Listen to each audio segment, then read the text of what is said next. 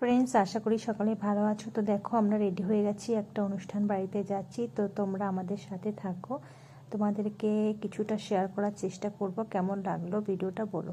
Friends দেখো, আমরা অনুষ্ঠান বাড়িতে চলে এসেছি। এখানে অনেকই লোকজন ছিল, তো তারা গান বাজনা করছিল। তো তোমাদেরকে একটু শোনাই এখানকার গান, দেখো কেমন লাগে তোমাদের।